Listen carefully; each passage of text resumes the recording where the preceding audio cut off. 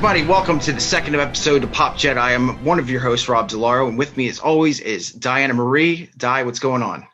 Hello, happy to be back. And of course, Sith Jade. Sith, what's going on this week? How you doing? Hi, so excited for episode 2. Well, just want to give everybody a quick shout out here. Just want to thank you guys so much for all the love and support you've been giving us for the first episode. It's really wonderful. If you guys aren't actually, part of the group, you can actually join us on the Pop Jedi private group on Facebook. We have a Pop Jedi Instagram up, and I'm actually working on new social media for the brand right now. So that'll be up soon, and we'll let you know about that. Just want to let you know, too, when we get into the news portion of the show, there's quite a bit that happened this week. So if you miss anything, be sure to let us know in the comments, and we'll address it. We'll address it in the messages. So much to talk about this week. So let's just get into it. So the first thing was obviously the Snyder Cut of Justice League, which actually dropped on Sunday.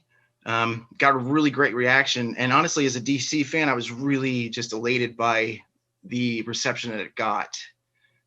Because, as you guys probably know, Zack Snyder had to leave the project, and Joss Whedon took over, and he just kind of like threw the rule book away, and it's like, I'm going to just do my own thing. Everything about it was completely different. And the thing is, when the trailer came out for the Snyder Cut, it was just, not only unique in the idea of this guy's finally going to be able to show, his actual vision when it comes to the movie. It looks like a whole different film. Aside from a few beats here and there, I mean, it looks completely different. Just the look of, the main villain from the original cut, which is Steppenwolf. I mean, he looks more menacing and, like deadly. And scarier. Yeah, there's just so much stuff. The fact that we saw Darkseid, with, one of his right hands, Granny Goodness, like that's crazy. Yeah, I freaked out. If you guys aren't familiar, Granny Goodness is actually, she's an acolyte of Darkseid, and she's not a good little granny, as the name. No milk and cookies coming from her, for sure. Yeah, for sure. She's very sadistic and evil and just an absolute murderer. So it was cool to see her. Anything else stand out for you guys in the trailer aside from that? Aside from the Joker looking all gorgeous in his new makeup, and oh my gosh, looks so good, so good. Yeah. And that's another thing too, like I'm such a dyed-in-the-wool DC fan. Like I like these movies regardless, it's it's kind of easy for me to live because I don't get really angry about a lot of films, where people are just like, I'm never watching that crap, and I'm never, like, I don't get like that. So, I appreciate it for existing, and it may not be perfect, but maybe even with Batman, with Man of Steel and Batman v Superman, maybe we'll see an actual true connection that works now with Snyder's vision. And maybe those three actual films will work as a trilogy. You know what I mean? Like it won't be a complete and utter mess. But you're right, though. There was an introduction of Jared Leto as the Joker, which was actually derived from Zack Snyder's idea of continuing on the nightmare portion of the Batman v Superman sequence, where Batman just looks awesome. He's just got, like a trench coat and, his goggles, like out. Yeah, like his Desert Duster and stuff.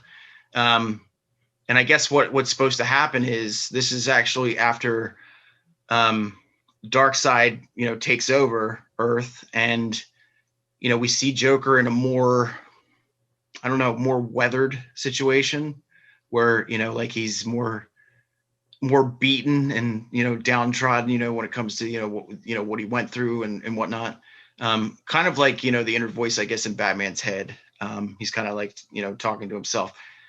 There's other people that theorize that they're actually going to have to band together to prevent this from happening. And then there's this whole thing, there's a whole paradox situation where Flash has to return to the present, to make sure that, the Justice League themselves, don't go to Apocalypse to fight Darkseid, and of course, maybe that cataclysmic event could, like not occur. It's the whole thing, and that's probably why the movie's 4 hours long. I mean, that's exactly why. That's a lot to cram in there all at once.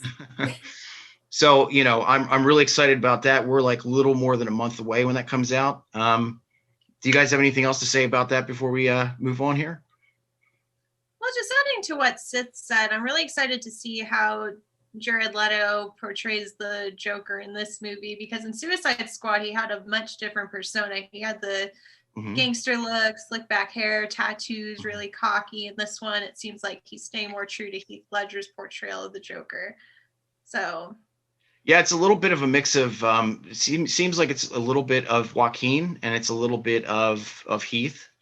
It was announced, they actually put an image out first this week. It was just one image of Boba Fett, which is like an off-color image, and people were like, I don't know what this is. And StarWars.com said, we're actually going to make the announcement tomorrow.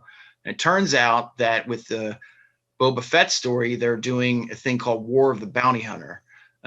Which is, basically just this crossover event that's actually happening in Marvel Comics in the timeline of Boba Fett leaving Cloud City and trying to get Han in Carbonite to Jabba's palace.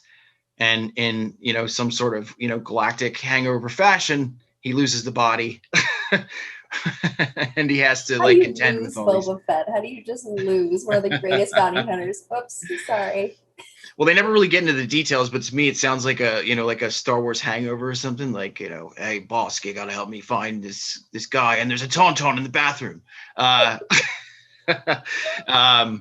But that looks awesome. I'm really excited to see what happens with that, and I'm hoping that it's kind of like a precursor to, of course, the Book of Boba Fett this year, which we're really excited about, all of us, all three of us. I mean, the show is called Pop Jedi, so we are excited about that. Yes. Let's see. There was actually a Mountain Dew commercial that came out, and Zach Galligan, the original actor for Gremlins, got to team up with his buddy Gizmo after 37 years. And unfortunately, if you've actually seen the commercial, he hasn't learned a thing in that time period when it comes to taking care of this little thing, and threw a little shade at Baby Yoda as well, saying that Gizmo was cuter than Grogu. That's a tough call, man. Yeah, I don't know about that. I think they're pretty matched in the cuteness department. Mm-hmm.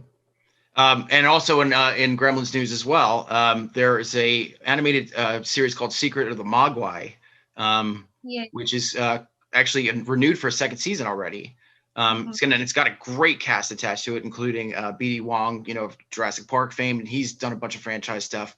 And Ming-Na Wen is actually now part of another franchise, and when it comes to the Gremlins world. So I mean, she's just having a year, isn't she? Oh yeah, this is her year for sure. Because she's also part of the Bad Batch, and she's also part of Book of Boba Fett, and probably the Mandalorian. I would think. She's just destroying it, absolutely destroying it. I know you're a huge fan of Gremlins. Do you have anything to say about the Secret of the Mogwai cartoon? So this is going to be premiering. Well, we actually don't have a premiere date yet, but it's coming out on HBO Max. We know that it's going to have 8 episodes.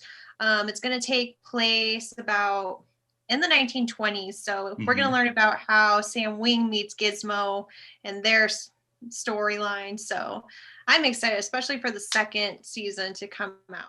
Oh, also in animation news, there was an announcement that there's actually 2 new anime that are coming up on Netflix. One is based on King Kong, and then the other one is actually Tomb Raider, and it's got some really great people attached to it. I know that one of the writers of Underwater, which is one of my absolute favorite movies of last year, with Kristen Stewart. If you guys haven't seen it, it's good. It's good. It's real good. It's real good. It's good. It's pretty good. But yeah. Do you have anything to say about those? Listen, I'm not like a massive anime fan, but I don't know. It sounds like 2 cool properties that could work, I think. Have you guys played the original Tomb Raider games? Oh yeah. I'm a Generation 1 Tomb Raider fan. Yeah, for sure.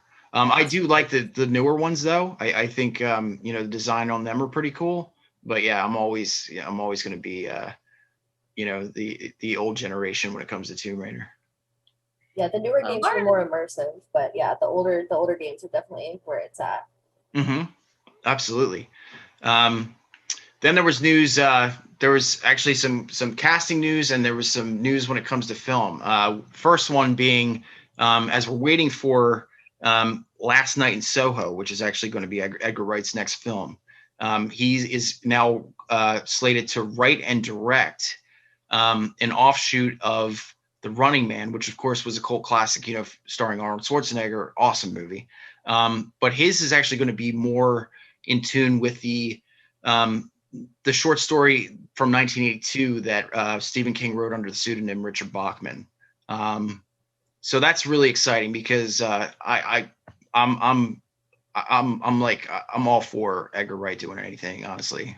So Tim Burton is actually he's on board with Netflix to direct. The whole thing is, it felt like when I was reading the synopsis for it, it felt like it was just the chilling adventures of Sabrina. But it's actually a Wednesday Addams show, which is kind of more of a coming of age story. Her having to deal with, supernatural events that had to do with her family in the past, and, dealing with, like her normal relationships in life and all that stuff. So it did kind of have a Sabrina feel when I heard about it. But you know what? People are really excited for it. I just hope they cast it really well. You know what I mean? That's my only hope for the show, is that we get a good, Wednesday Addams.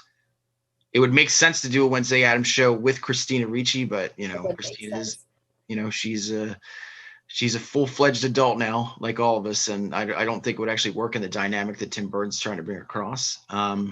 Yeah, I think he's wanting more like a young adult feel, and she's, she still looks just as gorgeous and just as young as ever. But I think we'll need to have like a younger actor to come in and kind of portray those, like maybe like early 20s tweens kind of thing going on. But how about this? What if she actually, was obviously still connected with her family, and she was like visiting her family throughout the show, and Christina Ricci ended up playing like Morticia? Oh, that would be amazing. That would be a dream come true. Mm-hmm.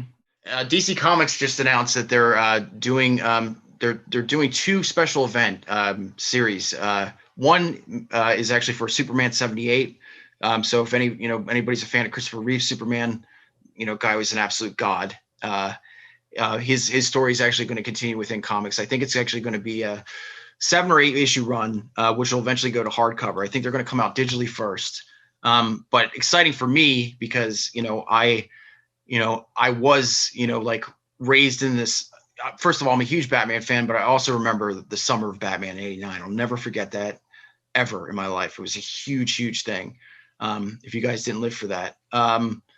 And Michael Keaton, honestly, as Batman, Bruce Wayne, you could really do no wrong with him. And they're going to continue his story in a line called Batman '89. So it's actually going to be a continuation of Batman and Batman Returns, if I'm not mistaken. And it's just kind of going to play in the '89 world that he's in. And, so you'll actually see these two within the comic pages, that one, obviously looks like Christopher Reeves and one looks like Michael Keaton, who, of course, is rumored to be part of the Flash, Flashpoint movie that's coming out. I think it was him and Ben Affleck that were casted last year, if I'm not mistaken. So it seems like we're going to get some more Keaton Batman in our lives again at some point. Yeah, he was definitely a favorite of mine up there on all the people that have portrayed, Batman over the years. He does a stellar performance in every role that he's in. Oh yeah, for sure. So when it comes to trailers, actually Mortal Kombat came out. And what are your thoughts on this? Listen, I know it's a no-brainer film and it's supposed to be really fun, as the 95 one is, but I'm so in tune with the 95 version, as cheeseball and corny as it was. I just thought it was really well made. And honestly, for a movie where people are in a tournament, fighting to the death, that movie had some sort of heart attached to it. You were really concerned about the characters and their, individual journeys and whatnot. That soundtrack was just thumping, man. I don't think you could do any better than that. And, for something that was PG-13, it was just really effective, but I'm 41 years old. What do I know? You know what I mean? Like I just didn't get the same jolt that everybody else got, you know, from that trailer. And I kind of feel like, you know, like I'm betraying myself somehow because I didn't like it as much as everybody else. But what were your feelings on it? I mean, it's cool. It looks great. It's, you know, like really well done. The costume design is fantastic. Some of the casting is amazing. You know, of course, you know, you've got your, you know, your fatalities and stuff. It just, I don't know. It just didn't hit me like everybody else. I feel like what you were saying, Mortal Kombat is such an iconic 90s movie. Like anybody that watched action, kung fu movies and grew up in the 90s, you're always going to think about Mortal Kombat. So it's kind of hard to get used to a new version of that. But they're sticking with the original games. They're bringing back Sub-Zero. There's violence. There's decapitation. And, you know, like, it looks like it's going to be a fun movie. I think that we should give it a chance. Although, absolutely. No, I'm gonna sit there and watch it. But, you know, I'm just wondering why me personally, I'm not, you know, being physically affected by it as many people have, you know, where people are just like, this is the dopest thing I've ever seen, you know, and I'm just kind of, you know, like, I'm warm to it, and I'm glad it is, you know, it exists, but I'm not like over the moon. We're stuck in our 90s ways. I think that's what it is. Probably. Yeah, that nostalgia. I think it was more that this one, it was more of like a shock value initially, and that's why everybody was so excited about it, because we weren't expecting to get a full R-rated, you know, there's things being ripped off and things exploding, you know, like it was a lot, and it was all in that short trailer, you know, so there's going to be a whole full-length movie of this. So I think people are just happy to finally see the actual the actual grit of it. We actually did want to focus on a couple things that happened this week.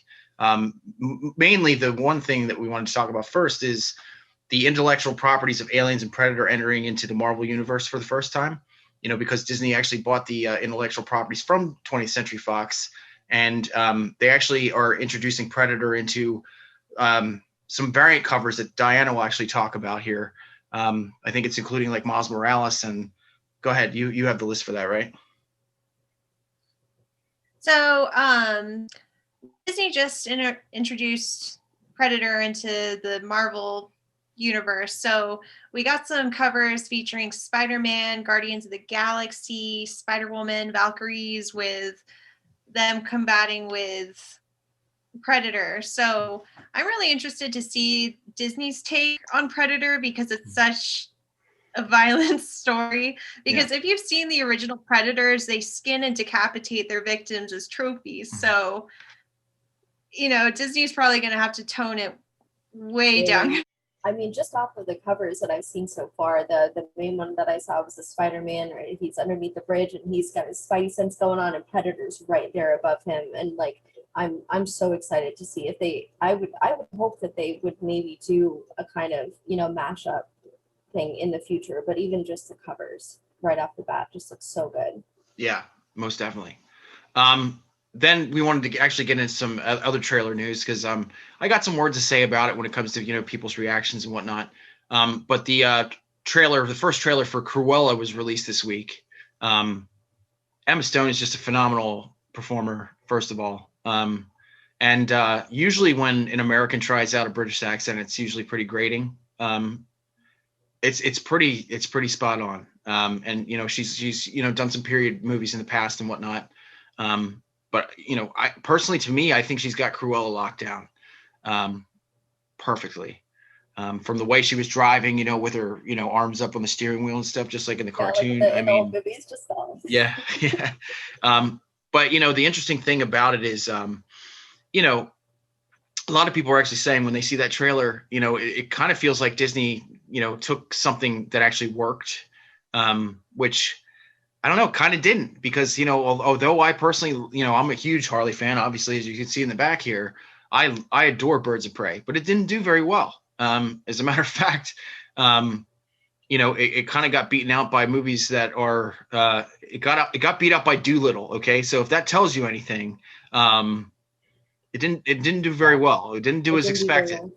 So it's not exactly a winner, but, you know, like from the Harley Quinn standpoint, I could see how Disney could see that character and be like, okay, well, you know, that works, you know, for Warner Brothers and DC. And they also looked at from perspective of a lot of people to see that trailer, is Joaquin Phoenix's Joker, which of course is like a smaller independent movie. It has to do with psychology and all that, and it, earned like over $1 billion. So they're going to stick with what works. That trailer did look very reminiscent of Harley Quinn and Joker to me, for sure. I don't know if that was like a intentional thing, but I'm all for it. You know what I mean? Because when I heard they were actually doing like a punk rock era Cruella, I think it was one of their investor I think it was like like one of their D3 meetings or something like that. They had actually announced that they were doing one film of that ilk. And Cruella is really not even my favorite villain. One of my my absolute favorite villain in Disney is Maleficent, personally. But I love what they're doing with the character. Giving her the origin story. It's kind of like it feels like a dark Devil Wears Prada, honestly. Yeah, that's exactly. Yep. Do you guys have anything to say about the trailer? I mean, did you guys like it, or? I loved it. When I first saw it and I heard her voice before she even came onto the screen, like you said, her accent was perfect. Watch a lot of BBC. Okay, like I know what an English accent sounds like, and she just hit it out of the park with that. And all the costumes and everything. I'm just curious to see, like, she's in the world of fashion. Obviously, that was a big thing. Her collecting like the coats and the items in the original movie. So I'm curious to see how she actually got into that world. Yeah. And how she became obsessed with it. Yeah, but that that one line, and I've it's been a long time since I've seen 101 Dalmatians, but where she goes, I was born brilliant and born bad and a little bit mad. It's just like, oh, it's so good, man. That hit me more than anything else was that line. It's just a perfect line. So the last story, obviously, we'd actually focused on in the first episode. We're all very, well, probably me, maybe more than anybody else, but we're very fanatical here about WandaVision.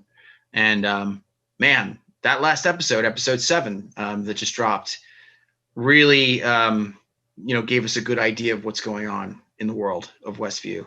What did you guys think of what came about with everything with Monica Rambeau? And of course, it was Agatha all along, which was it Mephisto? Honestly, all I have to say about it is I mean, these are two things that, if you're a comic fan, you were obviously expecting these two things to happen. Agnes, not being a witch, it's like, okay, well, water's not wet and the grass isn't green. It was obvious from the start, but her introduction as Agatha Harkness was beautifully done.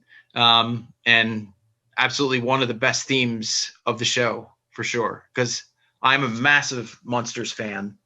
And it was just perfect. It was just absolutely perfect.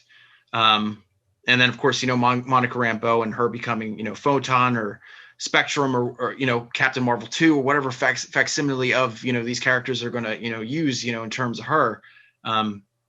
That was really great how that was done too. From what I remember is that, she was, breaking through energy initially in the comics, and that's, kind of how her origin came about. So it was pretty spot on. It was really cool how when she actually got into the Hex, like, she was like the one. She was like Neo from the Matrix. She could actually see all the energy like flowing through, and yeah, I love that. Yeah, it's just a fantastic show. Now that you guys have this huge puzzle piece that's been placed, what do you think is going on?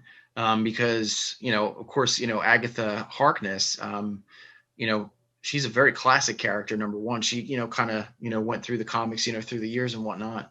But now that we actually have witches in the MCU, like of course we had like Sorcerer Supremes and that kind of wizards, if you want to call it that, with Doctor Strange, and now we've got witches. It's pretty spectacular.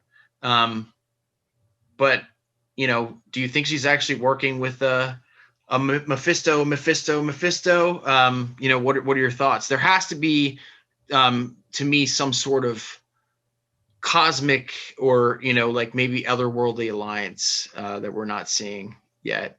And honestly, to me, that Mephisto theory is becoming a lot more like, I get it now. You know what I mean? Like it would make total sense if that happened now after this episode. But what are your thoughts on everything?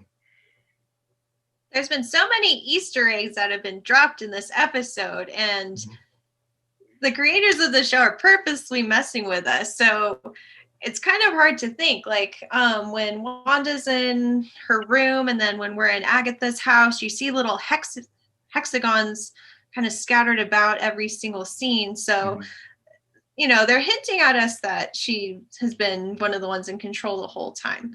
I'm thinking that we haven't seen Agatha's husband yet. So I'm thinking that maybe Ralph, yes. Yeah. So I'm thinking that he might play a bigger role in the show than what we think so far. There's just so many questions. I don't know. Just so many theories. And then I feel like Disney's just going to turn it on our head. So. Yeah, I don't know if you guys noticed or not, but when she was actually holding Senor Scratchy, her rabbit, the damn thing was purring. So I'm not for sure if that's actually supposed to be her cat in the Marvel comics. Actually can, it's kind of like a battle cat situation in He-Man. Like it actually like grows in size and becomes like this, like violent like panther that just basically attacks at her will. I'm not sure if that's it. But I heard that rabbit purring. I totally did. Watch that. Yeah, go back. It's really cool. What are your thoughts on what's going on right now? So I loved it. I was expecting it to be like a kind of like a little like, oh, it's not Wanda in control. And the way that she did it when she, put her hands up and Wanda's eyes turned purple and you saw her magic wash over her, it was parallel to what Vision did. It was parallel to what Wanda did. And obviously she, if you read the comics and you follow along with that, she taught Wanda, so it would make a lot of sense that she was, in the driver's seat the whole time without us even knowing. It was obvious that she was Agatha Harkness. I don't think that was a surprise to anybody, but just a fantastic introduction. And, just a, quick shout out to everybody, especially Paul Bettany, who, and Elizabeth Olsen. Like the fact that they're able to take all these different sitcom, aspects and just, like expertly know that style of comedy, for that particular time period and stuff. They're just killing it right now. And it makes me so happy that, like Catherine Hahn is getting this opportunity to really show people like she's unbelievable. She's, like she does drama and she does, like even like, the most gross out comedy and stuff that you could possibly think of, but she does like straightforward comedy. She's brilliant. She's absolutely brilliant. And I just hope that Marvel wave, keeps going for her for a long time. I'm hoping Agatha just doesn't show up in WandaVision and then we never see her again. I'm really, really hoping that. And how cool would it be if she was actually part of the Doctor Strange multiverse of madness? It'd be fantastic. Yeah. And speaking of, that was one bit of news that we actually didn't catch on, but Danny Elfman, who, of course, worked with Sam Raimi and, Tim Burton in the past, but, he worked with Sam on Army of Darkness.